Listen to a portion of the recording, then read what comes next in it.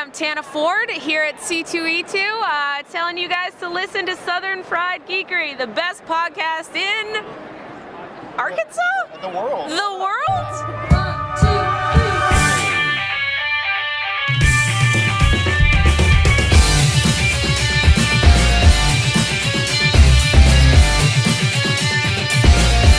The other day I came outside, obviously, because it hadn't been fed. Yeah. And I've never interacted with this cat at all. It's like, hey, asshole, feed me. Yeah. He was just looking at me going, "Meow." Wait, how'd that go again? Fuck you. Yeah. We can't have cats. Roger's allergic to cats. Oh. I have a cat allergy. Great alibi. Yeah. that's the great way to look at it. Yeah. Just like, no, do you have a cat? No. Was there one in your neighborhood? Because I can't drive down your street if a cat's been seen within 10 years. That's right. Yeah. It's just, well, hey, speaking of people who have cats, Batman has a cat, kind of. I mean, it doesn't belong to him, but he loves a cat. Nobody has a cat. No. She kind of has bat. The cat has a bat. Yeah, that's the way it works with real cats. Too. But yesterday, I know out of all of us, I think Jerry was the most excited about this because Batman's his favorite superhero ever, right? His favorite thing. Talking about Tinian. Well, I was going to go with Batman. Yesterday was Batman Day. Oh yeah. So it was like, but also because too. it was Batman Day, they announced that there is a new. They announced the replacement for Tom King, which is going to be Tinian, James Tinian. Is it the fourth? Mm-hmm. Yep. Tynan Tinian. I don't know. I just assume at this point he does the what's the vampire from Preacher, the Cassidy thing, and he like goes away to another country for like a decade and then comes back as his son. Just ever eternal. It's just he's the original. Immortal. No, dude. So he's a good writer. I know a lot of people like. There's a lot of questions about following Tom King. Who's gonna lead that charge? Tinian's a good writer. I read his detective run. He's solid. I forgot. I saw who they announced was doing the art on the book. Tony Daniels. Yeah, I'm less excited about that. Tony Daniels is a good artist, but it's not like that. Wasn't something that really just blew me out of the water. I kind of feel sorry for the guy. Because you don't want to be the guy that follows the guy. You know what I mean? Yeah. So that's the thing. Anyway, so welcome to episode 91 of the Southern Fried Geekery podcast. All you listen at home, you beautiful, beautiful people. We appreciate you joining us today. And as you heard from the voices in the intro, we're a little bit light this week. Our brother Craig could not join us. He is doing familial activities. It was his mama's birthday, and he loves his mama. So he went to see her. And there was a brother involved that was flying, and it was a whole ordeal. We have a text message. Yeah, I mean, and they already have like a big birthday week with his birthday and Stephanie's birthday. Right. So that's a lot of cake. Yeah, it is a birthday palooza. I think he was eating pie. I don't know. I guess you have to switch out. You can only have so much cake. Yeah. I mean, he can only have so much cake. It will literally kill him. He should not have more than just a slice. That's my greatest weakness is sheet cake. Yeah. Give me a cheap ass Kroger sheet cake, man, and I'm really having an internal battle. Mine is red velvet. I love red velvet cake. Red velvet cake is really good. Love some red velvet cake. Give me that lard-based white icing. That sounds so terrible. It is. Lard-based icing. It is. Working in an office setting now, I get way too much cake, as you could all tell by my figure. These things happen. Well, as per usual, I am Caleb Alexander McKenzie, and I want to thank you for joining us. Who am I here with today? Matt Trogdon. And Jerry Smith. All right, rolling with a triad. There's a joke there, I'm sure. Anyway, who's swinging in the middle? Maybe it's me. Who knows? Who can say? Who can say these things? We are at episode 91, guys. We are on the downward slope to episode 100. I'm really excited about that. When we started this, I had hopes. I had hopes and dreams that we would hit three figures. And it seems like that's going to become a reality. And for a lot of podcasts, they don't make it that long. I'm really proud to say that we have. This is awesome. Let's just stop recording the show at 99. Just 99 and a half. We'll get halfway through 99 and I'll just cut the audio and it will disappear forever. Start calling episodes 99.1. we'll do a reboot. we'll go 0.1 until we get to 0.99. Yep. We'll pull a Marvel and come out with volume 2, do a reboot. But for those of you who are new to the show, maybe you're just jumping on. Maybe you're like, oh, this podcast has been going on for 90-something issues. issues. They may have your shit together. Number one, we don't. So sorry, that's going to be a disappointment for you. But number two, we are a comic book podcast. We are going to be talking about some funny books that are mostly new. Some of them aren't. Some of them have been around for a while. But with those inherently come spoilers, right? Like you can't really get into the meat and potatoes of these things unless you're talking about what it is that makes them worth talking about. And so just this is your warning. This is a little spoiler warning. We're going to talk about some definitely a book that came out last week, and then we're going to talk about some books that the three of us have read that we've really enjoyed. I have no idea what the other guys have picked. These are always a surprise. They could be new, they could be old, They could be the same thing as you. it could be. That's always a dangerous thing, but if that ever happens, it's going to be awesome because we just get to talk about it for more. For longer, for more. I word good sometimes. For more. For more. Speak about it for more. So yeah, I just want to give that little bitty shout out, a spoiler warning, if you will. So cool. We like to kick off our show a little aperitif, if you will, little something to get the comics vibes going, and we like to tell you what our short stacks for the week are. These are going to be 3 books that we read this week. We might have liked them, we might not have liked them. There's no inherent judgment on there. We just it's something to get us going. It's something to let everybody know what we've been reading at home. And the cool thing is online this morning I gave all of our Facebook people the opportunity to give us their version of the short stack, and that was awesome. And we had several people comment and give us some goodness. So I will kick off, if you guys don't mind. I'm serving Go a plate nuts. of this. So the first thing I read actually Go nuts, but only do 3 books. Yeah. right, 3 nuts, only 3. My first book is in honor of Craig, since he couldn't be here today. It was the book that he set the menu with last week. It was You Are Obsolete by Aftershock, and it was written by Matthew Klickstein. I'm going to butcher this name, and I deeply apologize. Evgeny Bernyakov and Lauren Affey. This book was unsettling. Like I've never read anything by Matt Klickstein, but so essentially the story is a reporter who has been ousted for some other shit that she said, gets a call, goes to like this little Eastern European island where things are just weird. The kids are like in charge of everything, and the people don't live past 40. Really unsettling. The writer did a really good job with the tension in the book. So good all around. As a 41-year-old man, I find it very unsettling. Yeah, no, you weren't going to make it, buddy. And I've only got like 9 years left. Jerry's got a good decade ahead of him. This isn't going to end well. Fuck these kids. Oh, dude, they're scary. Like, I don't use the word creepy very often, but this is a really creepy book. The second one was a little bit more lighthearted, and it cracked me up. And it's funny because I don't like the subject matter, but this book is amazing. And you're sitting at home going side-eye. Like, how can you not like the subject matter but think something's amazing? This is the book that'll do it. It's Rick and Morty versus Dungeons and Dragons, Volume 2, kicked off. It was written by Jim Zub, art by Troy Little. I don't like Rick and Morty. I'm on the record saying that. The show gets on my nerves. The people who like the show gets on my nerves. I don't really care. I bought it because it was a D&D book written by Jim Zub, and then I fell in love with it because it's awesome. It's great. And they have a moment. It's just fun. I posted some pictures of some of the panels on our Instagram page, which you should go check out at SFG Podcast.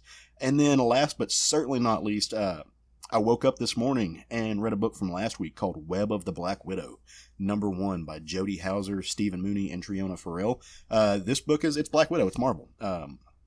It's she's doing her spy thing, but she's trying to maybe I guess the right way to put it is she is trying to forgive some of the sins of her past.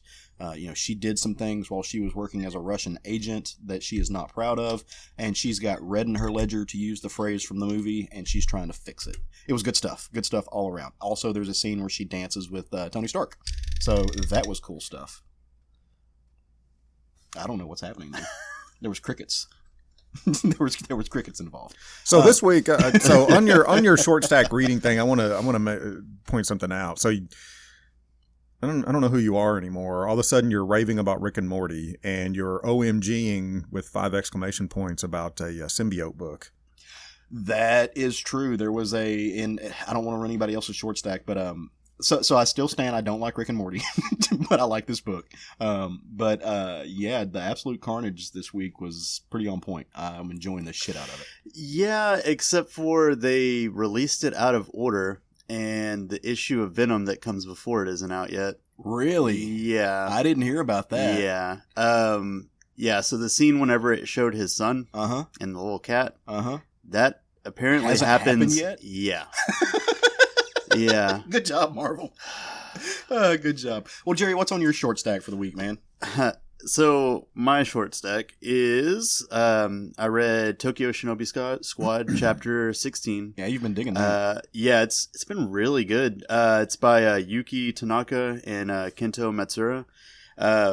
It's one of the newer Jump series that I think has a lot of potential in it. Mm-hmm. I think Sean and I kind of mentioned it whenever the first chapter came out. You have like Japan is in a way opened its borders even more, and they have these giant like trains that cross countries and stuff. So you got a lot of like melting pot stuff going on in Mm-hmm. Japan. It's brought a lot of crime to Japan, so they have these shinobi squads that are hired to do jobs and protect people and stuff like that. Right now in the story, our main squad, the Narumi squad, is teamed up with another squad, the Oniwa squad, and they're kind of doing this somewhat tournament thing to raise their rank as a squad. Mm-hmm. But it's interesting because Kinryu, the leader of the Oniwa squad, is like one of my favorite archetypes for a manga character. He's like the high school delinquent, Yeah. with like the heart of gold. Like he was talking about like stories about his like grandmother and how sweet she is and everything. But he's also got this thing where One Piece, you have your devil fruit powers. My Hero Academia, people have quirks and Mm-hmm. stuff like that. In this world, people study these scrolls for so many years and they learn like different types of ninjutsu. Well, Kinryu is actually, he doesn't have any ninjutsu. Instead, he has all these ninja weapons and he just beats the shit out of people with them. Nice. Yeah. Does he have a pompadour? He does have a pompadour. I figured that. Yeah. That's a very Jerry thing for him to have. Another series that just got started, it's only on chapter 5, is Mission Yozakura Family. It's a new Jumpstart series that started. It's by Hitsuji Kondaira. And it's like a high school series where this kid has sort of a sad past where his whole family died.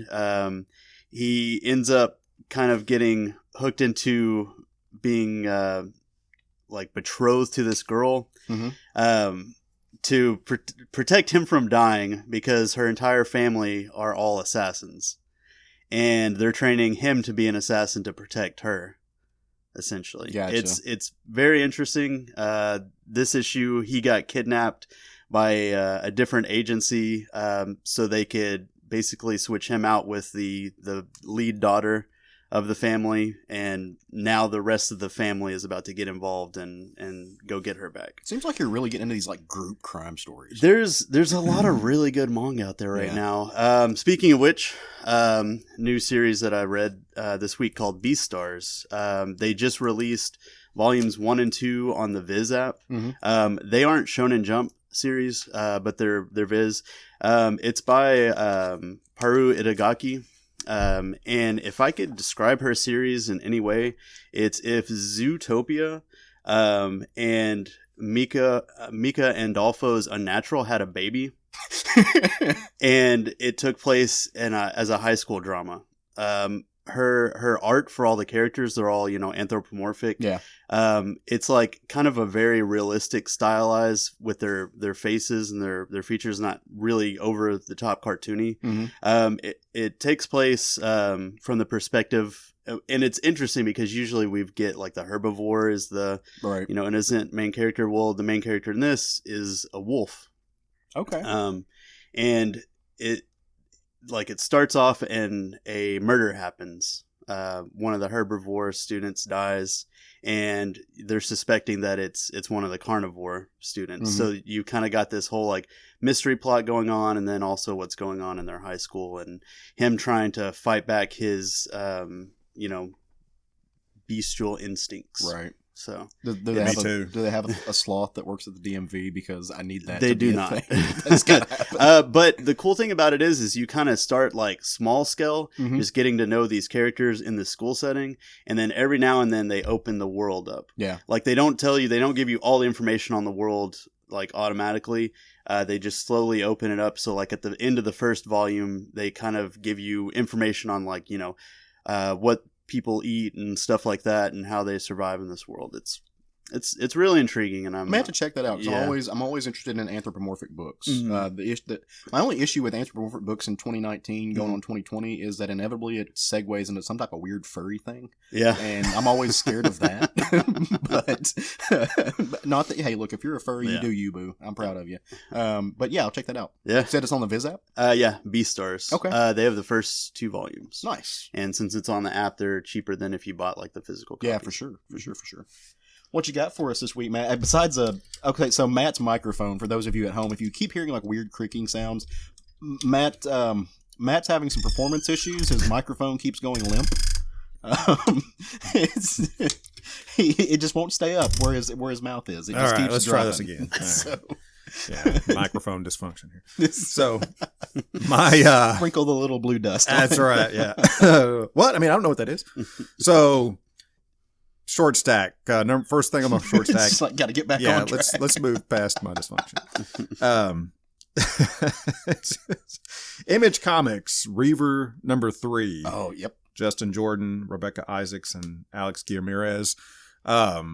Yeah, this is a really good story, man. I'm really digging this. Yeah. I really like the art on it as well. I mean, it's just firing at all cylinders for me. Alex Guillermirez is on my short list for the best colorist this year. Man, Like, solidly. yeah. Dude's killing it. And it's cool, you know, Justin finding these pencilers, you know, that tend to not be established or well known because it gives the book such a fresh look, you know, because I don't recognize this particular art style from another book. Mm-mm. So it's cool, man. I'm really digging it. I can't wait to look, you know, I can't wait to get into the second arc, you know, because he says he's going into a totally different direction. This first arc he calls like a Dirty Dozen direction. Second arc he's calling a noir. Noir direction.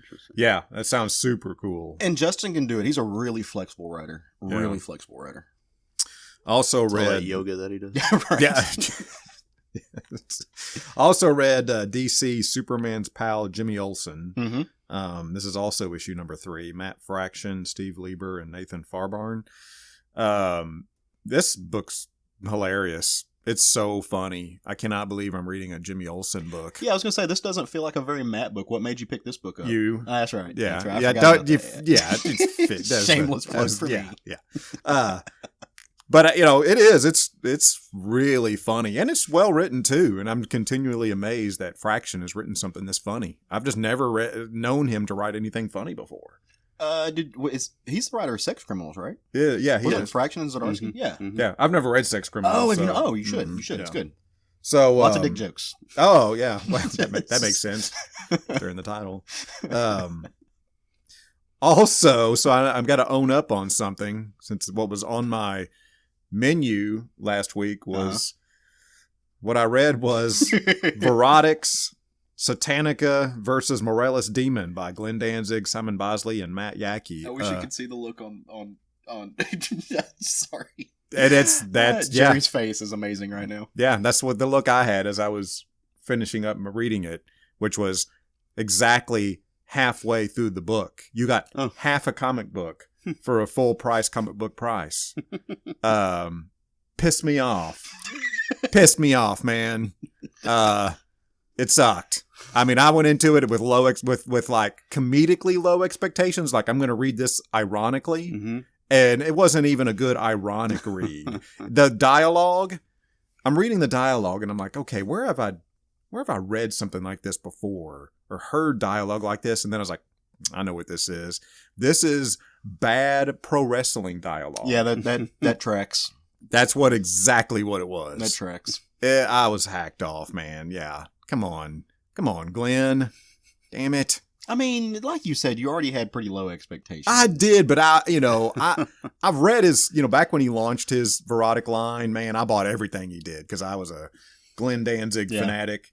And, I mean, yeah, you don't go into it expecting, literature, novella worthy writing. It's fun, violent stuff But this didn't even deliver on that. So it's not going to make it to your end of the year. This isn't going on the Geekery Awards. Oh, well, I mean, we'll see. The end of the year hadn't hit yet. That's true. If they can give you a full comic by then. Yeah. That's what really hacked me off more than anything is I got half a comic. It's right at where the staples are in a book. That's where the comic ended. What filled out the background? Yeah, was it like... What filled out the rest of it was a few advertisements and some really shitty sketches by Glenn Danzig. Oh. It's like he had some extra stuff and he just threw it in there to fill out the book. That's probably literally what happened. That's what it felt like. It had nothing to do with... I mean, I was so pissed. God damn it. So you're a big Glenn Danzig mark. What's better, Danzig or Misfits? Well, I mean, they're ultimately the same is the way I see that. Okay. It's the same thing. Think I mean, so? he wrote all the lyrics and the music to Misfits just like he did everything else. You know, I couldn't tell you what. I would say I've listened to the Misfits more than the Danzig. I've listened to the Misfits and Sam Hain stuff a hell of a lot more than I have the Danzig solo stuff. Yeah. I think the Danzig solo stuff's a lot more polished. The Misfits and the Sam Hain stuff is a lot raw. And that's why and that's more raw. A lot more raw. Give him more raw as you know. All right. Well, how you guys feeling? Was that a good appetizer for what's about to happen? You guys feel okay? We're going to dive into this. I think we need a palate cleanser. All right. Well, me finishing on that. All right. So the way we like to do our comic episodes, or any episodes really, is we tell you our short stacks. Then we dive into a book that we all, whoever is at the table has read. Like we've all consumed this media. And the book that we're going to cover this week for our family meal, for our round table, is Flash Forward #1 by Scott Lobdell, Brett Booth, Norm Rapmund, Luis Guerrero on the colors, and Troy Pateri on the letters. So I'm going to give you, if you guys want to indulge me, I will give you a brief overview of the book, and then we'll get into it. Right on. All right. So this book kicks off and we're introduced to this character named the Tempest Fuginaut. And this is kind of DC's version of an Eternal. He exists in the ether, the nothing between everything. And he really only has one job and only one arm. So, and his job is to one-armedly ensure the integrity of the space between all the worlds of the multiverse. He's kind of the glue that keeps everything together. One-armedly. That's right. I'm wordsmithing today.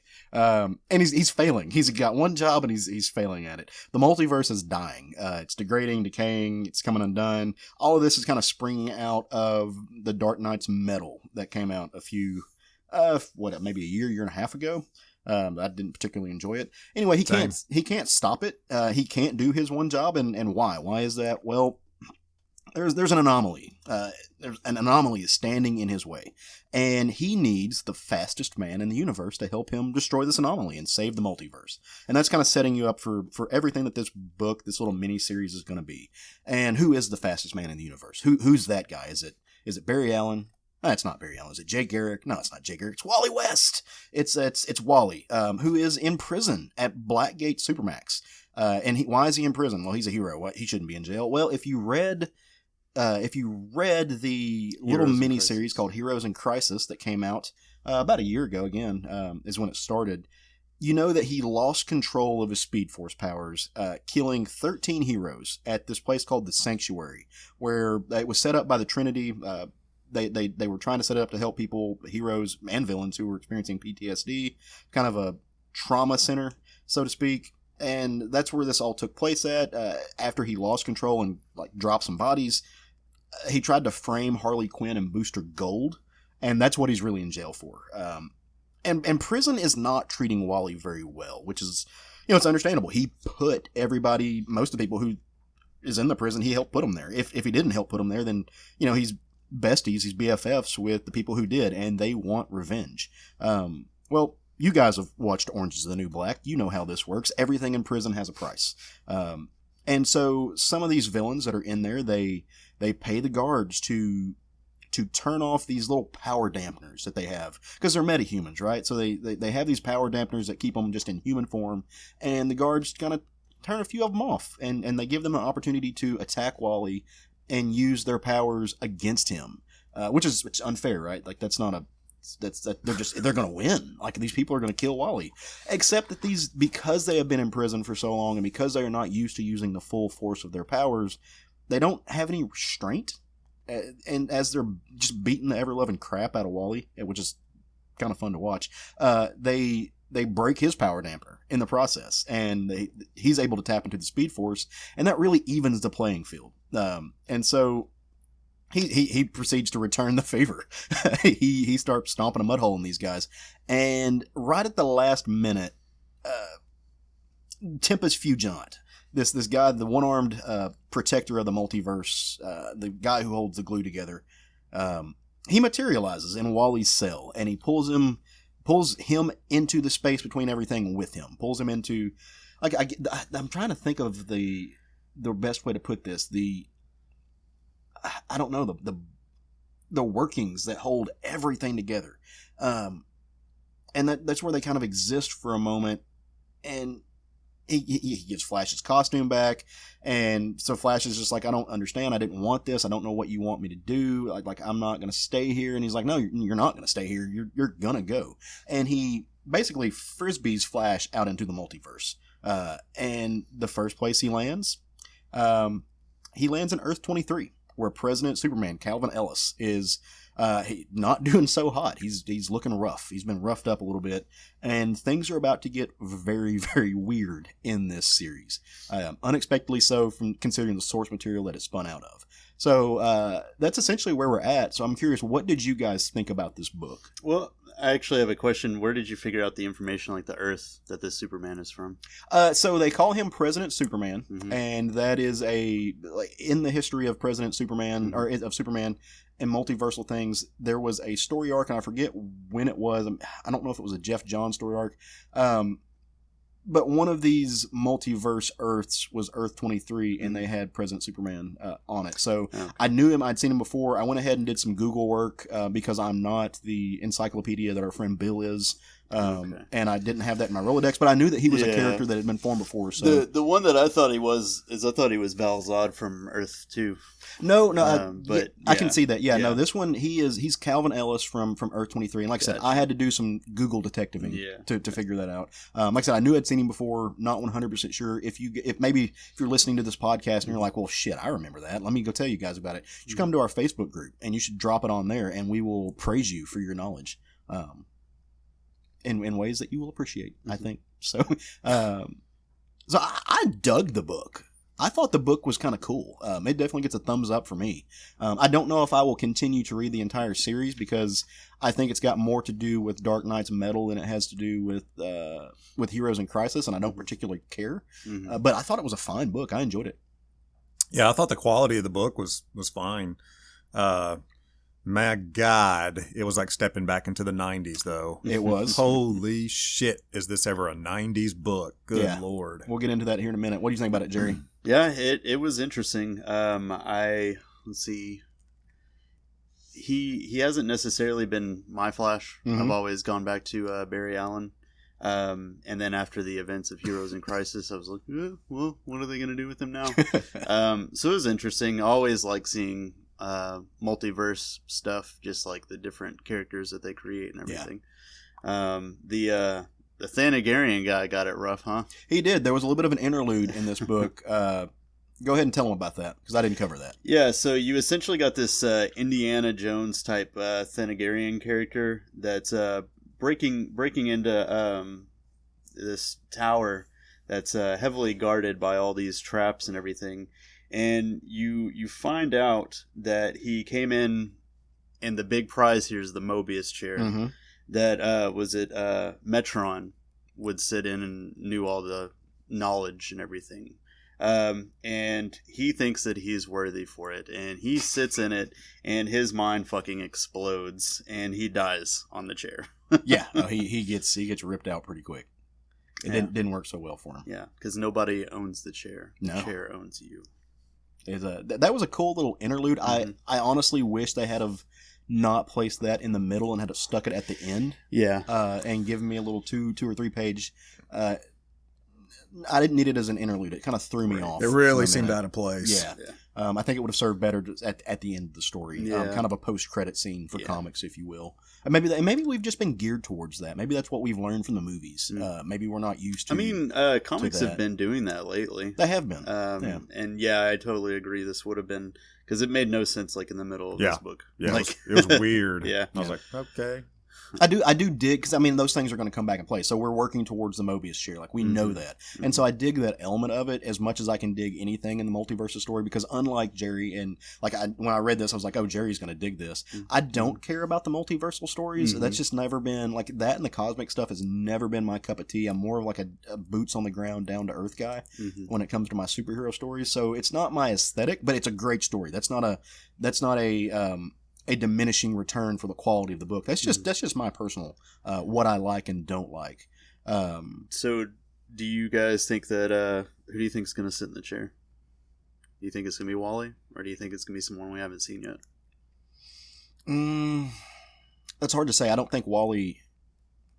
I mean, if Wally sits in the Mobius chair and survives, that's huge. Yeah. Like that's big doings. Because they had an arc not too long ago where Bruce did, right? Mm-hmm.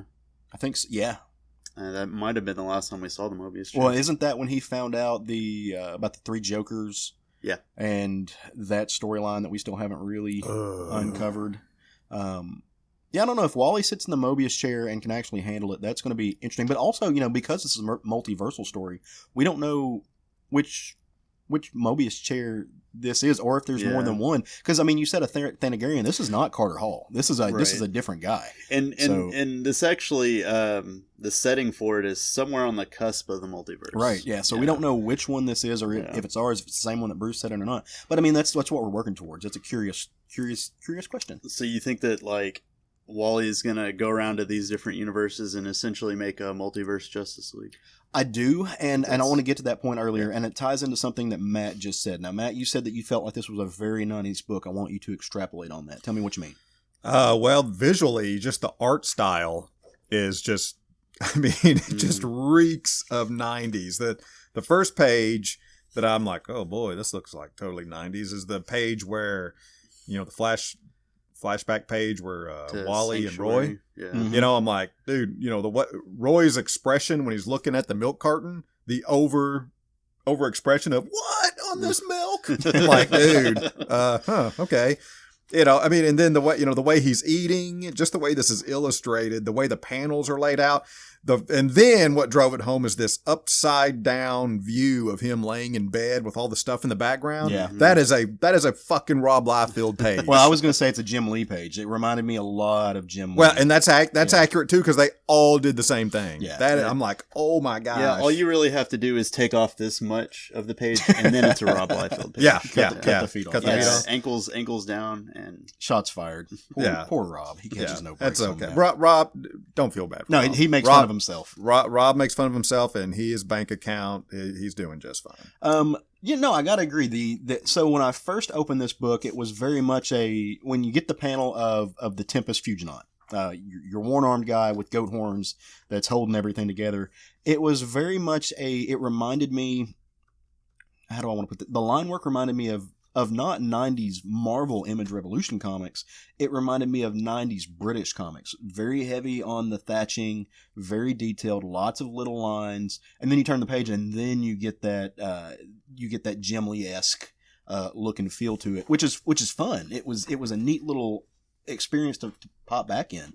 And like the villains, and I'm not a DC guy. Forgive me for saying that. So these villains that are here, I know that they exist. I've seen them before. I just don't know who they are or why. Like they're D-list villains. But they are, when you look at the art for the villains, and when you look at the art for Tempest Fusionaut, it reminded me a lot of the 90s Jim Lee X-Men.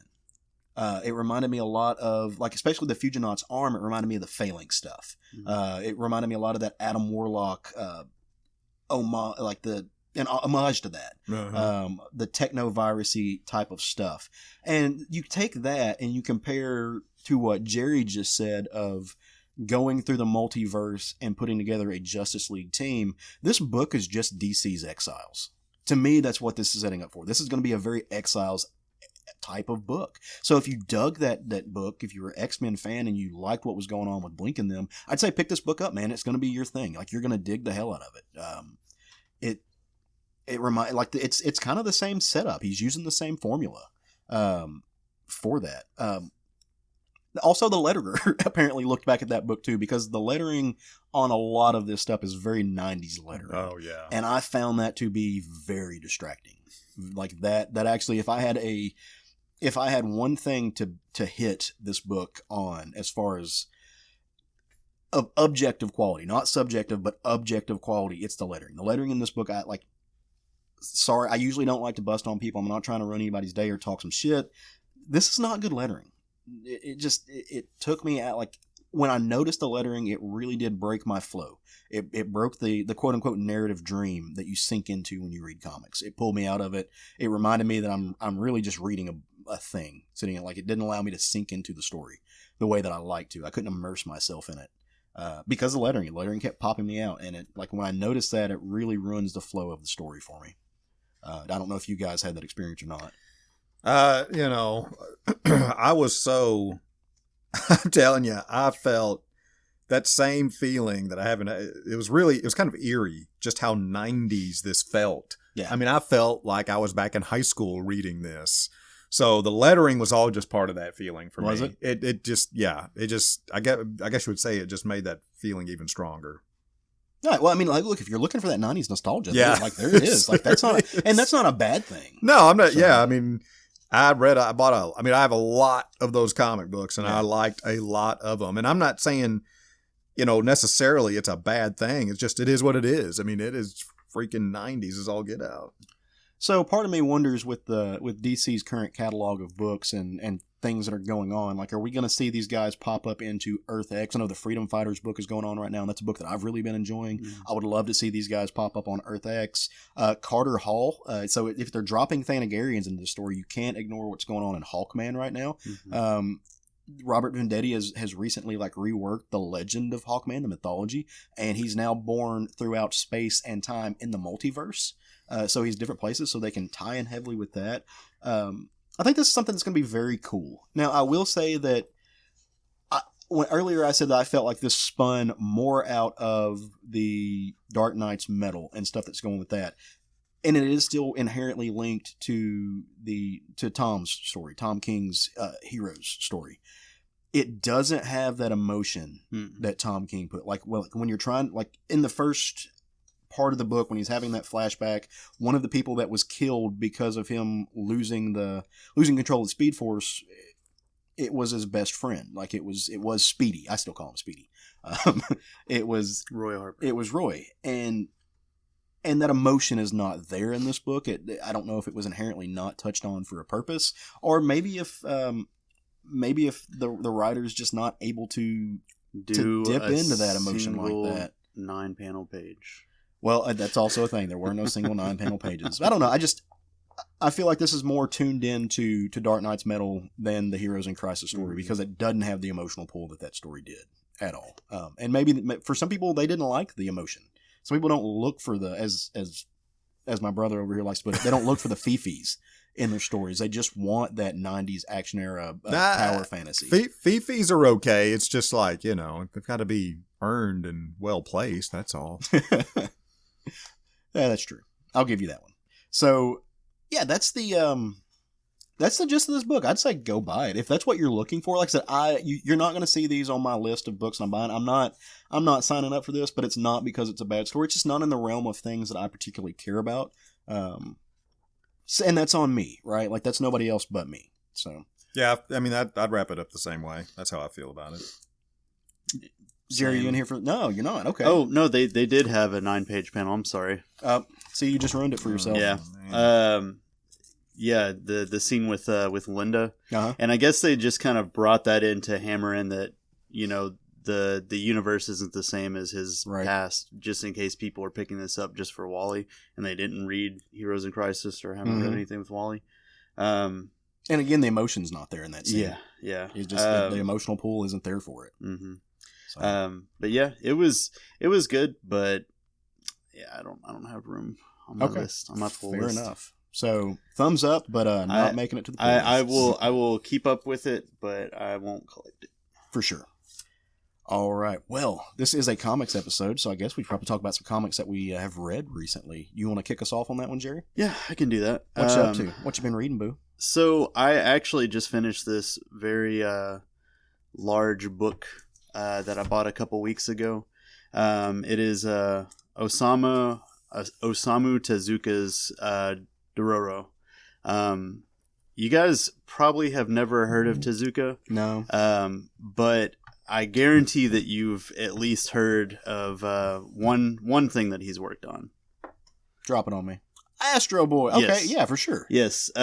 He in Japan he's known as the godfather of manga. They call him the Japanese Walt Disney. Okay. For everything that he's done for the community. Mm-hmm. He was like the pioneer for manga over there, and all of his crazy stories that he created. Like so, the story of Astro Boy is about a scientist who's also a father. His son dies, and he, in his grief, he recreates his son as a robot boy. Mm-hmm. In Dororo, it's a little bit different. Instead, this is about a father by the name of Kagamitsu Daigo. He's a lord, but he's not like super powerful and wealthy. So what he does is he goes through this shrine of these 48 demons, and he strikes a deal with them, and he's like, make me powerful, and you can have whatever you want. Mm-hmm. So what they do in this deal is his firstborn son is born, and he's just completely like mutilated. Essentially, right. They take 48 pieces from his son. Jesus. So he's born without limbs. He's born without skin, without a tongue, without eyes, without ears. He doesn't have. So his mother still wants to keep him, but the in Japanese culture, it's like what you're passing down and what you're right. leaving to inherit. So he's like, yeah, no, that thing's like a freak of nature. Get rid of it.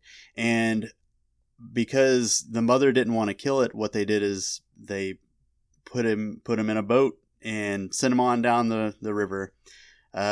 He gets discovered by this medicine man, mm-hmm. essentially, and the medicine man takes pity on him, and in this world, I guess their medical sciences can do a little bit more, or he's learned how to, so he makes him like artificial skin and artificial limbs and everything that the kid eventually ends up using. Right.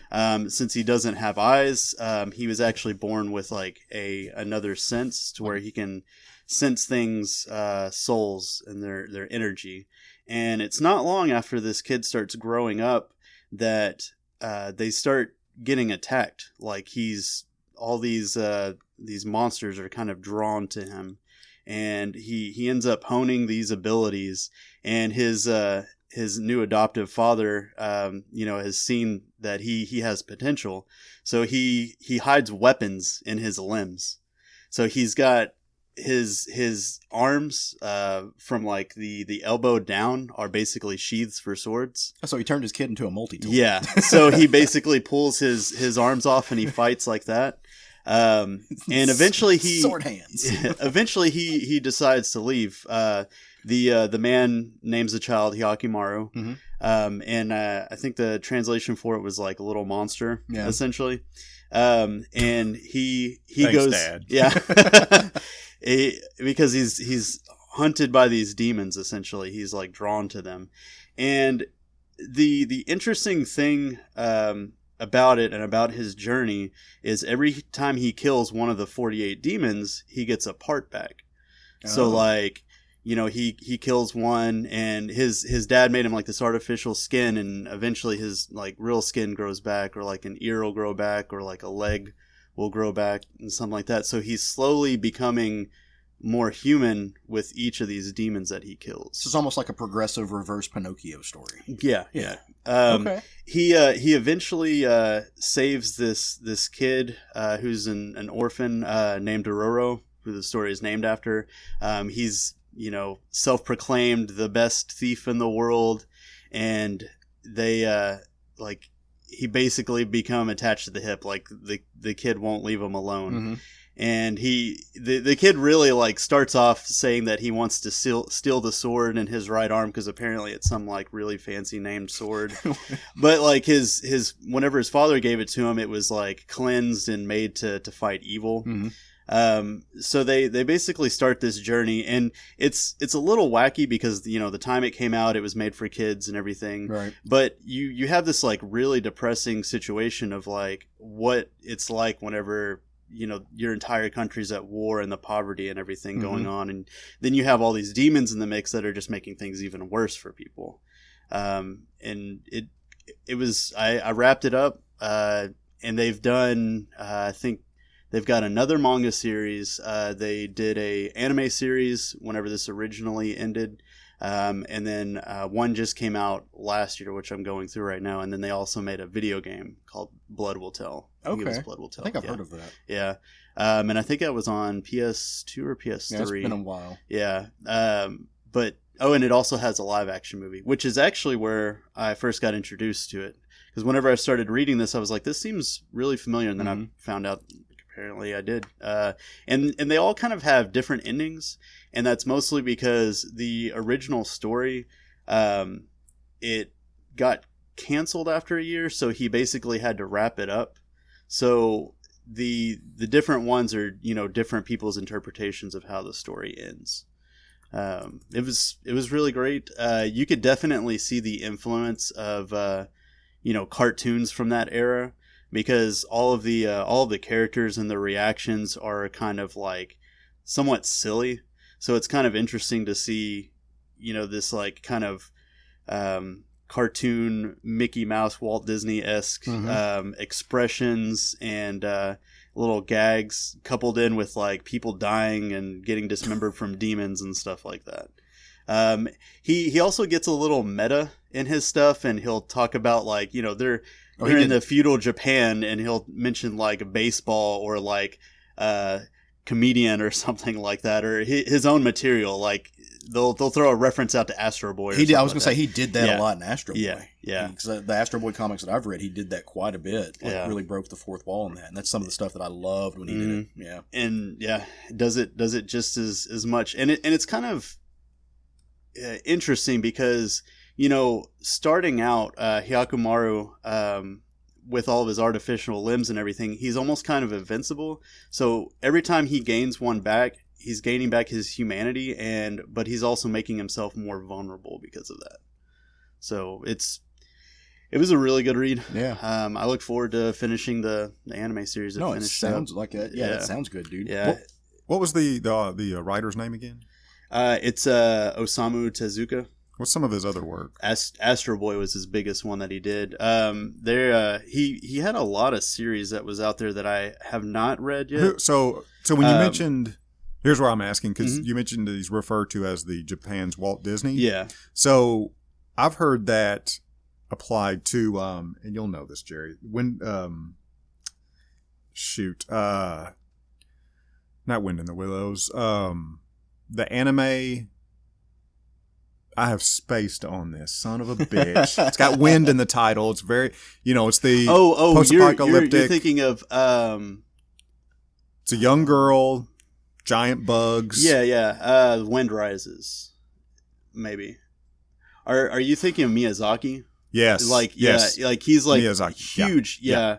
He's a huge animator in Japan. But I've just heard that moniker referred to, with him. And the reason I bring it up is, it's interesting. He does not like being called that. Right. Yeah. It's interesting because in his thing is there's a lot of like stigma between his works that he does and modern day anime and stuff. He doesn't consider like the modern day stuff, like he kind of considers it like an abomination. Why because is that? A lot of his stuff is like drawn and it's really artistic and beautiful and everything. So versus what? Versus just like Shonen Jump stuff that it's I'm factory. always talking about. Yeah, it's they have an assembly line of. It's like basically somebody talking about comics, like how Caleb prefers stuff that's, drawn and painted and everything over stuff that's done digitally. Right. Sure. Yeah. Okay. Yeah. But some of his works that he did, other than Astro Boy, was Princess Knight, Kimba the White Lion, which is kind of like Disney's Lion King. I was going to say Yeah. there's actually some people were talking about this weekend at school. There's Kimba the White Lion is essentially where they got the story for the Lion King from. Yeah. They kind of ripped off Kimba the White Lion because it's Hamlet. The main character is a lion named Kimba instead of Simba. Oh gosh. He also did Blackjack, Phoenix, and Buddha, and they've all won several awards. And since he kind of started this manga revolution, they actually have awards named after Tezuka. And it's kind of cool because that's what got me into this, because whenever I was, reading Bakuman, they had talked about the Tezuka Award and they mentioned some of his stuff. So I was like, well, let me check some of that stuff out. And yeah, the series was pretty groundbreaking at the time. It was pretty good, so, especially for like kids, because he's like, here's this super cartoony stuff, but there's like demons and plagues and people starving all over the place. Well, that's what I loved about this, the way you're talking about it, and about Astro Boy. Some of the other things we've read, they are consumable by children. There's nothing in there that is inherently too adult for those kids, but they're not. They also don't shy away from some very real aspects of it. And by the way, I pulled this up on the computer and I'm looking at some of these covers for Dororo, and these covers are awesome. Yeah, these covers are super cool. Very, very much Astro Boy. Very much in that vein. So cool stuff, dude. Yeah, I may have to check this out at some point. It's like I said, they collected the entire series into one book. Found it on Amazon for like $25. Oh, you can't beat that. Yeah. Speaking of Amazon and money and manga, I went to buy the 4th volume of Lone Wolf and Cub this past week. I can't find it for less than $60. Oh. Well, that's sad. I've got 3 and 5 out in the car for you. Yeah.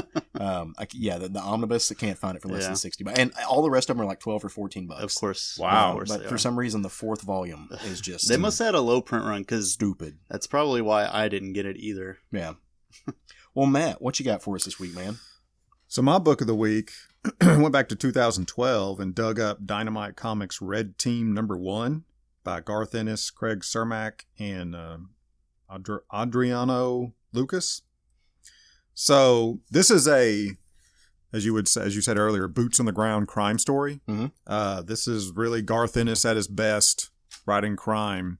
This is what I think I like Garth Ennis writing street level crime stories more than anything else. Yeah. Well, I like Garth Ennis writing war stories better than anything else. See, and I thought about that too. I think if I had to choose, I'd go with his crime stuff. Really? Yeah. But it's a close. I mean, that's a close race, man. Yeah. But I'm with you. It's his war stuff is. Yeah. is To killer. me, he writes especially like aeronautical war stories, like fighter planes and stuff. He writes those better than anything. I really wish he would do more Vietnam stuff. Yeah. The only Vietnam stuff that he has done that I can think of is all his Punisher Vietnam stuff. And it's all great. And that's a perfect way for him to get some war stories published through Marvel, to tell him he wants to do a Frank Castle war story. It is, but from what I've looked at, I think he really prefers World War II era. He does. He clearly does. The only reason he ties it into Vietnam is because of Frank. So of course, Vietnam is, that's a fascinating conflict to read about. So I just wish he did more of it. So, then this book, this book opens with a New York detective. Have you read this, Caleb? I have not. Okay. I've read the first issue, at least. Really? Yeah. So there's 6-issue arc that came out in 2012, and then a couple of years ago he did a second arc. I didn't care for it at all. But this one I loved. So the book opens with a New York detective being interviewed inside an interrogation room. And he's telling his interviewer that 8 months prior, he and the other members of a major crime unit known as Red Team decided to murder a suspect. He goes on to say that the Red Team was set up to deal with the worst criminals the district had to offer. What led the team to make this decision was that an undercover officer from another division was killed while on mission. His murderer was a mentally incompetent whom was manipulated by a local crime boss known as Clinton Days. Once the undercover officer was killed, Clinton Days then had the assassin killed to protect himself from possible exposure. Cleaning up his he's tying up loose ends. Yeah. Yeah. So this was the latest in a long string of despicable crimes, including regular murders, which Clinton Days was responsible for. However, after 2 years of investigation, Red Team could not accumulate anything but evidence of relatively minor crimes. It's just one of these things where they knew he was doing these things, but you have to be able to prove it. And they could not accumulate enough evidence to get this guy into court. Yeah. Meanwhile, he's continuing to kill people. And he's doing other despicable crimes like sex trafficking. I mean, this guy's like the worst of a street criminal. He's just not a good dude. Yeah. So the other members of Red Team are justifying their decision by saying that this kind of thing has happened several times in the past. And they actually reference, like, years ago, there was a group of cops, like they say back in the 80s, a group of cops got together and took out an Irish mob. Mm-hmm. It was an Irish mob was out of control. So they're justifying it to themselves that, well, this isn't the first time this thing has happened. No, it's vigilantism. Right. Yeah, they're just saying, hey, like, this is sometimes you got to do it. Yeah. And this is, but, and the narrator, he knew it was wrong from the beginning. It's like, we're cops. We need to do our job. So this is bothering him. He's going along with it. What? Garth Ennis writing a story about justified vigilantism? I don't believe it. Well, and the narrator doesn't believe it's necessarily justified. He's like, this is wrong. I know it's wrong. I'm going to go along with it because this guy's a scumbag. And it's like, a necessary evil is kind of the feeling you get that the narrator feels about it. So Red Team, they know Clinton Day's habits really well because they've been investigating for years. They know the best way to get to him, and they do. Once he's ambushed, Clinton's immediate reaction is to surrender and say, okay, y'all got my attention. But without hesitation, one officer immediately pushes a gun into his chest and fires 5 rounds straight into his heart. And what haunts the narrator is the look in the suspect's eyes. He describes the transition in his expression as going from easy grace because he expects a negotiation. Mm-hmm. He's dealt with this kind of thing before. You've got all right. You got me. Well, these guys, he's ambushed by all these guys are masks. Nobody is speaking. Somebody just jumps out and pulls a gun on him, and he's expecting a negotiation because he's very rich, very powerful crime lord. Mm-hmm. So he thinks he's untouchable in the streets, and he assumes these are street people. But somebody immediately puts their hands. One guy puts his hand over his mouth. The other guy pulls the gun. Bam, bam, bam. And what haunts the narrator is his expression going from, okay, what are we going to talk about, to realizing. to the shock of the speed of things progressing. And the final realization that he's dying. Yeah. And that's what sticks with him. But he also, to his interrogator, he also says, but I remember the look in the eyes of the bodies that I've found, of people that he has murdered. So those looks stick with me a little longer than his do. Right. So now he's got 2 different things haunting him, and he's, so weighing on his soul. Right. Yeah. So the team the team then made a clean getaway and disposed of all the evidence, even the car. He goes on to say that it went like clockwork, and couldn't have happened any smoother. No close calls to discuss, nothing to look back on as luck. Like if, boy, we really got lucky, we got close. Nothing, no bumps in the road, none whatsoever. And he tells his interviewer that this was the absolute worst possible outcome because he knew then that they were going to do it again. Got him locked in. Yeah. He knew as soon as they got away with it that easily, there's no way this wasn't going to happen again. Well, part of me wonders if that becomes an addiction story. Like if that becomes how, like, we're addicted to this, and even though you feel like it's wrong, it, like, you can't stop yourself from doing it again. These guys it's the temptation of taking the easy route. Yeah. And they got a little they got the, why should we put years and years of work and frustration into following these criminals that are, not to mention, are continuing to get away with crimes during the investigation, when we can just kill them and better society. The temptation, they got a little taste of it. Well, Ennis writes those stories really well, maybe better than anybody else does, because that's a trope for Ennis. Like that's an ongoing trope, is do the ends justify the means? Like for his characters, be it in Red Team 1 or be it in Preacher, be it in his Marvel stuff with Frank, is do the actions, like, do we have to give up ourselves to have the world be what we want it to be? Because inherently what you're doing is you're making yourself the bad guy in your own world. And he makes his characters do that, to make that choice. Yeah. Which is, it's an interesting effect. It's just for those characters to decide, because it essentially puts them on a seesaw. It puts them on a seesaw to determine what they are and who they are in the world that they want to be. You know, are you the good guy in the bad world, or the bad guy in the good world? And do those ends justify those means? Well, you know, and if you read, you know, Garth Ennis' interviews, he really likes writing about people's decisions in extreme situations. And that is the sole reason he writes so many war stories, is because he really enjoys writing that more than any other. And, you know, essentially good people doing bad things is what he likes to write. You know, so yeah, this is another good example of that. Now, you said that you didn't enjoy the second part of this series. It just kind of went downhill. Oh, yeah. It was not for me. It was all about the main protagonist in this story, and one of his partners is a woman, and the second arc was all about their relationship, and it bored the ever-living shit out of me. I was Of course it did. It's like, who the fuck? What have you done with my Garth Ennis? Is what I kept reading, and I was like, what the fuck? Yeah, so that one was not for me, as much as I loved this one. So this book came out through Dynamite, according to the Googles, so as I'm looking at the art in there. And I'm curious what you think about the art, because Dynamite is one of those, Dynamite does not typically get top-tier artists. They're kind of a mid-range. They kind of have a house style that tends to carry through most of their books. How are you feeling about the art in this? I felt the art was adequate. Yeah. It's not going to knock your socks off. I mean, the guy, I can't say that the guy does anything really all that interesting or creative with his angles or his line work.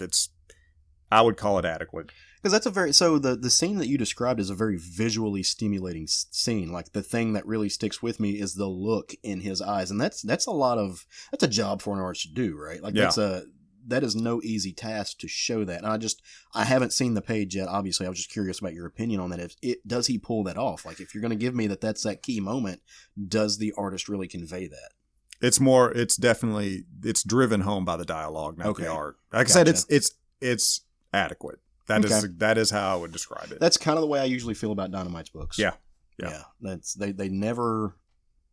I don't want to say never, because there's an exception to every rule. Sure, but they very rarely get those artists that are pushing any boundaries. They're just kind of, like you said, adequate. Maybe lukewarm. And usually the ones that they pick fit the tone of the book. Yeah. So you don't need some crazy good artists to do like crime stories. Essentially, you just need. Well, I think what it could benefit from is not necessarily really an improvement in the pencils. It's just somebody that was a little more creative with like close-ups and angles and really driving home the drama, of this, like this character's eyes as these things are happening. Things like that. It was all pretty standard. Help the expressions a little. Yeah. And Jerry, what you said, you don't need that. Like, that's not a need in a book. Of course, like, you can tell a story. I mean, Dynamite does it all day long. So do Boom Studios does it a lot. You don't need these things to have a successful story, because in the end, the writer can float it. But then you've got crime books, like anything Darwin Cook did. You've got crime books like anything Sean Phillips draws. That these books don't need those artists to tell those really compelling crime stories, but they benefit. So, and that's why those books stand out. That's why those, you look at what Garth Ennis did with Punisher Born. Exactly. And that's not a crime story. That's a war story. It's kind of a crime story. But the art in that book, that it didn't need the art, but the story benefited it from it so well. On that note, I tell you, go back and read, while we're talking Garth Ennis and crime, go back and read his Punisher run, which is just a street level vigilante crime. Leonardo Fernandez, his layouts are amazing at driving home what the dialogue does not. Yeah. There's one page, it's amazing, where Frank has this criminal in an alley up against a wall, and he's interrogating him. Well, it's illustrated. It's about half a page. He's got a dagger underneath this criminal's eye, and he's got it so he's cutting the underneath the bottom eyelid of this criminal while he's interrogating him. And the second page is Frank walking away, putting the knife in his jacket, and this criminal is on his knees with his face buried in his hands, sobbing. Yeah. Amazing at driving home the intensity of being interrogated by Frank Castle. That's the kind of thing that, those kind of layouts are amazing in a crime story. They really are. And we, unfortunately, we don't get too many good crime stories. I think it is becoming, I think that we're shifting. I think we're getting more crime stories it's coming back in the zeitgeist of fiction, so to speak. Yeah. Well, it's hard. I mean, it's, and that's what I tend to like about a really good crime story is it takes more skill to make an interesting story that's grounded. Yeah. You put things into space. By nature, wow, this is a fantastic, literally the word fantastic surrounding. Right. So it's, maybe that's unfair, but it doesn't have the advantages of fantasy. Yeah. Yeah. You really got to work at driving home, compelling, like you said, boots on the ground human characters. And it seems to take more. Well, shit, now I miss Darwin Cook. And that's going to put a damper on my day. If you want to read some good crime stories, go read the Darwin Cook, his Parker books. They're phenomenal. Really good crime stories. Well, before I kick off of mine, you got anything else you want to throw in there or add to? No, you can pick this up. You can pick this up in trade. You can pick up the single issues for like $1 a piece all day long. So yeah, I'd highly recommend it if you like a good bad cops, specifically bad cops crime story. All right. Well, I am going to pivot us at this point then away from arguably hypermasculinity, violence, gore, bloodshed, fear, into something a little bit more subdued, maybe a little bit more. What's the word I want to look for? Lighthearted. And that is, I'm going to talk about this recent run of Sabrina the Teenage Witch that has been going on that I've really, really been enjoying. It's written by Kelly Thompson. The art is by Veronica and Andy Fish, and I want to say the letters is by Jack Morielli. And this comes out of Archie Comics, of course. And I picked this book up for two reasons. Number one, because I thoroughly enjoyed the Netflix series Sabrina when it came out last year. I thought that was great. And I was reading an interview or listening to an interview, I forget which one, with Kelly Thompson, where she announced that she was writing this. And she said she really wants to carry that tone over. She really wants it to be a fun, young adult, all ages book that really does deal with some other stuff, kind of like you said with Astro Boy. These are things that are accessible for people that might not be fully mature, but they don't also shy away from things that kids are really dealing with. Like, it's not glossing over through parental eyes. There's no rose-colored glasses here. As adults, we like to think, our kids don't have to worry about these things, when our kids are really worried about, is my backpack bulletproof for school? We don't think of our kids, our 12, 14-year-olds are really worried about relationships and stuff like that. What our kids are really thinking about is, I might like boys and I might like girls. Like, am I weird for who I like? Am I weird for being into witchy magic? Am I weird for being different? That's what our kids are dealing with. And this book really ties into that. It really, really dips its toe into that. And so the latest issue that came out is issue 5, and it really wraps up this current arc. And kind of what's been going on, it's a reboot for the Sabrina world, if you will. It's not really a reboot. Maybe it's just we're going back to the beginning.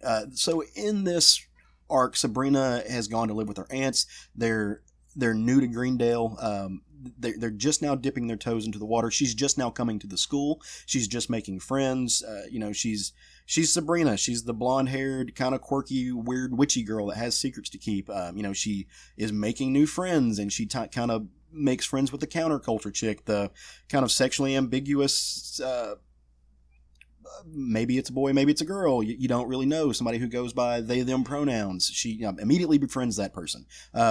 She meets a couple of people who are I don't want to say they're outright bullies, but they're the more socialites, and they're the people that she maybe is going to clash with. They're a set of twins, and she meets Harvey Kinkle, except she's got a crush on the bad boy and Harvey at the same time. Is she allowed to do that? Like, what's going on in this world? And at the same time that all of these melodramatic Uber CW high school things are happening, there's weird things going on in the witch world. Like, some of her fellow students are being turned into these monsters, and they're chasing her through the woods, and she can't get a straight answer from her aunts, and she's trying to tap into what she's allowed to do with magic, and she's trying to push those boundaries. Can she learn too much too fast? What kind of witch is she going to grow into being? Of course, the aunts are like, no, we got to pump the brakes on this. You're not old enough to deal with this stuff. You're not there yet. You're a good witch, but you've got to grow. You've got to take this as it comes. And she's not having that. Like, she's going full speed, pedal to the metal. Aim the car at the brick wall and push it all the way down is what she's trying to do. And so throughout this story, she's trying to deal with both worlds at the same time, and that's inherently hard for her because, she keeps on having to, like, skip class to go deal with this weird witchy shit, and she finally opens up to her aunts about it, and they just shut it down. They quit talking to her. They tell her, oh, well, we're going to step in and we're going to go handle this, and they disappear. And she's like, this isn't, the aunts know something that she doesn't. They're like, this isn't even really magic. This isn't that. Like, this is something, we got to go talk to the Witch Council. We know what this is. We appreciate you bringing that to us. We'll take it from here. And Sabrina's just like, wait, no, you can't cut me out of this. I still know more stuff than you do. Like, you can't just step in and pretend like you have this covered, because you don't. Like, I've got this. Trust me. I know I'm a kid, but you have to trust me. And they don't. So when the aunts go off to deal with this stuff, they kind of go black. They won't answer her text messages. They haven't come home. She doesn't know what's going on.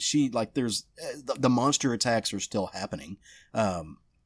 She's also, she kisses the bad boy, and then she also is likes Harvey Kinkle, so she's dealing with all that stuff. Like, there's a whole lot of stuff going on in her world. Well, what Sabrina finally realizes is that she's waiting on her aunts, and they're not coming home. Something has gone wrong. And she snatches up Salem. She's like, hey, come on, Salem, we got to go deal with this. And she uses her magic to kind of do a magical LoJack on her aunts. And so she look it up, kids. Right, yeah. So she does this spell, and this little emerald orb jumps up. And she does a spell on a map, and it shows her that there's been essentially a magical nuclear bomb has gone off in the woods, also around these areas that the monsters were chasing her previously. And so, is she equipped to handle this on her own? No, she's a teenage girl.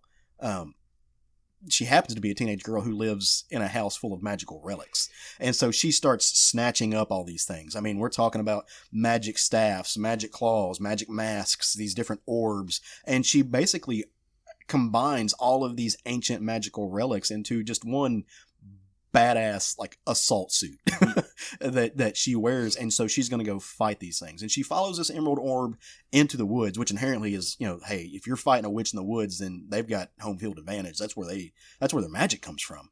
And as she gets there, she sees her aunts and the rest of the witch council tied up to stakes around a fire pit. Look, stakes and fire and witches, historically, not good things. Don't come out of that. Salem witch trials. And so she's just like, I can't have this. I've got to get you out of here. So she starts to untie her aunts, and these monsters attack. Like, this one dragon, I would say a very Chinese-esque looking dragon, slithers through the woods and attacks her. If you get into it, there are all these different mythological creatures from a number of worldly customs. I mean, you've got a kraken, you've got a sphinx, there's a chimera, there's Bigfoot, there's a fucking Sasquatch just sitting there. There's a hippogriff, just in case you needed some Harry Potter in your life. And as she starts to battle these things. Oh, by the way, I should say that Salem in this moment is not just a little bitty black kitty. She does some witchy on Salem, and Salem turns into a giant winged Black Panther. So, she's just a druid. So if you want to go by D&D tropes, she's an amazing druid. And so they start attacking these monsters. But what they find out is these monsters are actually her classmates. I mean, they kind of walked in with that knowledge. Mm-hmm. And so Salem's just like, I could give zero shits. These things are going to die. And Sabrina's just like, no, you can't kill them. These are potentially my friends. These are kids. You can't kill them. They're going to turn back into humans. They didn't choose this. And Salem's like, but they're trying to kill us. And she's like, yeah, but you have to be a better version of them. And Salem doesn't like this rule, but he follows it. He just really wants to, like, he's got panther powers now. He wants to, like, rip dicks off and slash throats. But Sabrina won't let him. And so as she starts using these magical totems to strip these kids of their powers, she is really going into defensive maneuvers, and to take this magic away from them, they start turning back into the kids. She sees a minotaur off in the woods. Very obviously, he's standing there ominous. The moonlight's in the background. This is like the boss fight music starts playing at this point. This is where okay, that's the dude. That's the guy. And they just go head to head. And there's spells flying. She's burning relics as fast as she can pull them out. Because she's the hero, inevitably she wins the fight. And in a very Scooby-Doo-esque moment, you find out that this bad guy is her high school chemistry teacher, who he has a long history. His ancestors were actually witches, but I guess this is going by the, again, tying into Harry Potter tropes and the fact that this is the world we live in when it comes to witches. I guess the magic went away, or something happened anyway. So the magic didn't follow the lineage, and he's been mixing magic and science in really abominable ways. Not that inherently mixing magic and science are bad things. They're closer tied together, according to Sabrina's aunts, than most mortals realize. That's not necessarily a bad thing, but the way that he was doing it, the way that he was using magic and science to transform people against their wills. I think one of the lines that Kelly Thompson threw in there was he was a modern day Dr. Moreau. He was doing abominable things with this science magic, and that's why they wouldn't let him back into the witch council. And that's why he did all this stuff. So they saved the day. Now Sabrina has to go back, and number one, she's proved herself to her aunts. But she's still a teenage girl, so she's going to have to also deal with these things all over again. She has to go back and figure out which one of the boys that she likes, which one she wants to pursue, and also deal with the fact that we live in a very high school toxic masculinity culture where the boys start fighting over her. And she's like, this is not either one of your choice. I like both of you. I'm going to date both of you. And when I figure out which one I want to date singularly, we'll go from there. But this is my choice. When you guys finish your petty bullshit, get back to me, and we'll figure it out. And at the end of this book, which is the end of the arc, it's the end of the first trade, she walks out into the woods, and like I said earlier, one of the guys that she likes, who's kind of a bad boy, kind of edgy, he's got a twin sister. He's the two of them kind of run the school, and she steps out and she looks at Sabrina and she's like, I know what you are, and if you don't help me, I'm gonna tell everybody.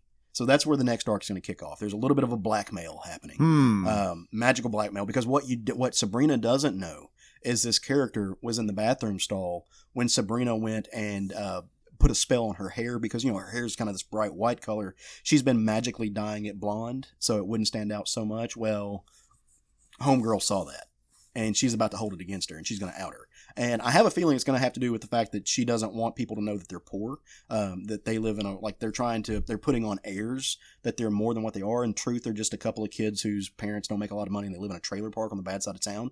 They don't want people to know that. So that's what it's going to be. I think I'm hedging my bets on that, because there's a little bit of context clues that really tip the scales in that direction. But that's where we're going to pick off this next time. It's going to start in 2020. Kelly's taking a break to write some other stuff. She's doing some great work at Marvel. She really is just a fun writer. And for these type of books that are just fresh, they're young, they're energetic, they're very dynamic, they're very kinetic. The art in this, man, Veronica Fish and Andy Fish, I don't know anything about these. These fine people. I've never seen them in another book, but the way that they draw these characters, they draw off of the history of Archie characters. They definitely have an Archie style, but the color palette is, to use the pun, magical. It's brilliant. It's vibrant. It's bright. It's amazing. They're able to, when the moments of the story culminate in these giant moments, the art just puts it over the top. It really does. And it's great, man. So if you've got kids in your life that you young adults that you're like, I need to get these kids in the comics, or if you like Sabrina, or if they like Sabrina, or if you've never watched Sabrina, you should go pick this comic book up. The trade should be out pretty soon if it's not already out. Highly recommend it. It's continually one of the the best books. And as we're kind of, at least for my taste, and as we're kind of moving into like the Halloween season, you're going to hear me talk about more books that are horror based. If not, they're fun horror. And a lot of them come out of Archie. A lot of them, like the Jughead the Hunger books, Afterlife with Archie, which is no longer going, but the Blossom 666 book by Cullen Bunn, like all of these books, they're just really fun. Afterlife's still going, right? It's just on hiatus. Right, for 3 years. I would love that book to pick back up because... Warren Ellis writing that? Right, no. But a lot of them come out of Archie, man. And if you're not reading the Archie horror stuff, we're about to get into the Halloween season. It's a fine time to start. Check it out. Anybody can read these books. They're fun for the whole family. Highly, highly recommend it. So, well, all right, that's all I got. Nice. We're ready to move into setting the menu for next week. Sounds good. All right, let's do that. So the way we like to end our shows is every new comic book day comes on a Wednesday, right? So every Wednesday, new books hit the shelves. And unlike Sabrina, we don't have magic powers. We don't have the ability. I know. Well, I do. You just guys, we don't talk about it. Keep that stuff under wraps. We don't know what the future holds. We don't know if the books that we are going to pick up are going to be any good. They might not. I mean, who knows? House of X could come out next week and it could just be bad. You son of a bitch. It's not going to be bad. It's going to be great. But we like to just kind of give you guys suggestions as to what to pick up on the next week. Just kind of hedging our bets that this might be good. And hopefully you'll think so too. If you buy them on our recommendation and you don't like it, sorry about that, dude. I really do apologize. We didn't mean for you to read something you didn't like, but you should come to our Facebook group and tell us, hey, I didn't like this, and tell us why, and maybe we can set you on the right track. Yeah. To figure out something else. You get on our page and tell me that you like Satanica versus Morella's Demon, I'm going to call you a liar. So I have gone first the past few weeks, and in doing so, I've stepped on toes. So I'm going to go last this week, so I will step on no toes. And so, Matt, why don't you tell us what you're setting the menu with, what you're going to pick up on Wednesday? So I'm looking forward to New Mutants War Children #1 by Chris Claremont and Bill Sienkiewicz. Sienkiewicz, that guy. Bill Sienkiewicz. I knew I'd say that wrong. So these guys reunite with Magic, Wolfsbane, Cannonball, Cypher, Mirage, Karma, and Sunspot to share this never-before-told story of the New Mutants' past. When Warlock experiences a nightmare, he begins going haywire, and it's up to his friends to save him. But as Warlock grows more frenzied, they should be worrying about being able to save themselves. And doubly so when Magic's inner demon, Darkchild, threatens to break free. Oh, shit. Yeah. So you got these two guys back together on New Mutants. So I think a lot of people are going to be picking this one up. Oh, I think they are, and especially because like the new series that it's co-written by Hickman is about to drop in 2 weeks. Mm-hmm. So getting a little bit of taste for folks. Yeah. Sean probably pre-ordered 5 copies. I'm sure he did. So the book that I'm looking forward to for next week, if Matt gets it in the shop,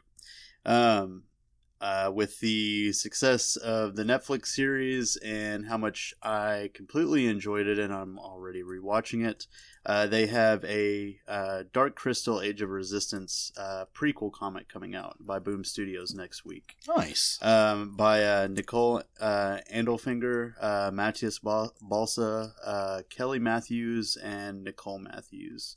And, you know, these are some pretty great. It's a pretty great creative team. You got someone that worked on Lumberjanes and somebody that worked on Sparrowhawk, and you know how much I enjoyed Sparrowhawk.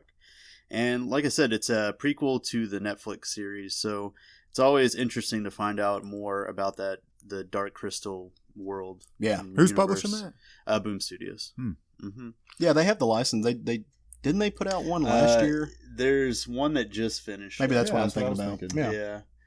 Which I actually have not read any of the comics. I know one of my biggest appeals for the show and the movie was all of the effects and the puppetry and everything that they used in it. So it's going to be interesting to delve into that universe at this medium. The husband finished watching that and has been walking around the house doing that weird like bird monster. Just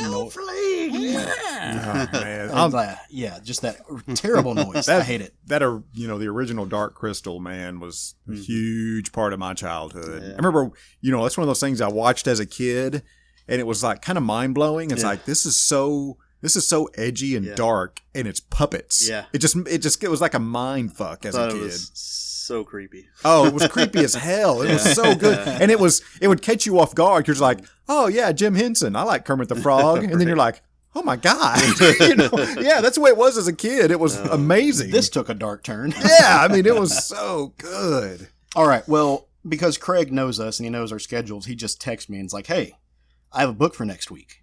Do you mind throwing it on the show? And of course I don't mind. Of course I want to throw it on the show. So Craig really wants you to go out and Craig pick didn't up... really say this. Caleb just had 2 books. No, I do. I have my text.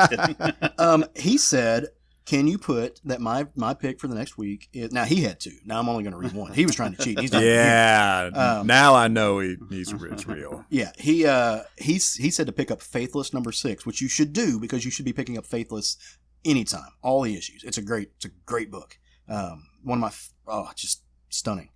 I, however, am going to tell you to pick up a book from a publisher that doesn't get a lot of love on our show, and it should. Unfortunately, it's one of those little things that gets overlooked a lot, and that publisher's Vault Comics, and they have a new number 1 coming out. It's a new series that I saw, and it looks amazing, and I've got to get on this. It's called Plot. It's The Plot, number 1. From Vault Comics. It's written by Michael Morrissey, Josh Hickson, and Tim Daniels are the art team. And this is a little preview of what it is, maybe to entice you to get this book if you've seen it on the shelf. In order to receive, you must first give. When Chase Blaine's estranged brother and sister-in-law are murdered, he becomes guardian to Mackenzie and Zach, the niece and nephew he hardly knows. Seeking stability for the children, Chase moves his newly formed family into his ancestral home in Cape Augusta, which overlooks a deep, black bogland teeming with family secrets. The cover of this book, if you are into Swamp Thing, you are going to see this cover, and it's going to give you all the right feels. It's an amazing, amazing cover. It's one of the, like, you're not supposed to judge a book by the cover, but I'm kind of doing it. I cannot do it all the time. Wait. And in comics you can. I feel like that's the caveat. In comics. In comics you can. This book looks awesome. It looks really awesome. And I saw it. A family story, kickstarting. I'm always into uncle stories. Me being an uncle myself, I can't wait to read this book. that is a very specific genre. Yeah.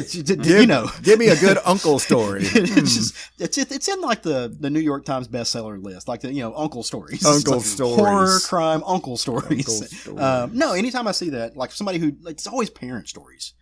So anytime I see that there's a story that involves kids going to uncles, aunts, or whatever, like I'm interested in those because I have no interest in being a parent whatsoever. Fuck that. But I do love being an uncle. So, check it out. It's called Plot number 1. And if we don't have anything else, guys, I think that's it. We ready to bring this thing home? Yeah. Actually, I wanted to throw a shout out there. Okay, go throw a shout out, buddy. So my Gunpla group actually had a competition yesterday. Okay. We found out, I guess it was back in July, that the Gunpla Builders World Cup, they apparently they'll have hobby towns all over the states that can compete in this tournament that gives you the chance to go to Japan and compete against the rest of the world. If you get so many entries, they will have a competition and then submit, the winners to all the state entries. Mm-hmm. And then eventually, if you go far enough, you go to the world championships in Japan. We actually just had that yesterday over at our hobby town in North Little Rock. Is this your way of telling us you're going to Japan? No. Oh. But those took the air out of this announcement there, Caleb. So I started this group back in 2015, I think it was. And I remember like build days where we would just have like 3 people show up or something like that. Yeah. And then, I started doing my competitions at Comic Conway where we would, have 5 or 6 kits. We had 18 entries yesterday. Nice. So the group at this point has like tripled. And they just brought their A game. Absolutely killed it. I posted that video yesterday of all the kits and posted a little link to the Hobby Towns page because they took a lot more detailed pictures and everything than mine. Yeah. Go check them out. They did a phenomenal job. They're really leveling up the group that I started. That's awesome, dude. Well, Nice. Congratulations all around, and it's awesome that they kept it going. And you know what you should do? You should go to our Facebook group, and you should watch that video, and you should comment on all the other things we're talking about there. And then when you get done with that, you should go over to our Twitter and Instagram pages, and we're at SFG Podcast on both of those. And if any of these sites give you questions, if there's burning things you need to know, you can shoot us an email, and you can ask those questions at southernfriedgeekery@gmail.com. And you can tell your friends. You can tell your friends to listen to our show. How can they do that? Well, obviously the way you're doing it right now, however that may be. Or they can go on YouTube, or they can download us on iTunes, or they can come to our Facebook page where we put all those things up anyway. Tell your friends, tell your neighbors, tell your neighbor's cat that comes to you for food. Also take pictures of the neighbor's cat, because we love kitty pictures. So yeah, do all of those things. And we'll be back here, same time, same place, next week. We're actually going to be answering your listener questions. So you've got a little bit more time, not a lot. I'm going to shut it down pretty quick to answer our themed question for the week and kind of leading us into the Halloween season. The questions are all about monsters, and it can be about anything about monsters. Just has to tie into the theme of monsters. Just ask them, and we'll answer them on the show for you, because we love you. That's why. So if nothing else, come back next week. We'll be here. Go forth. Love some comics. Woo!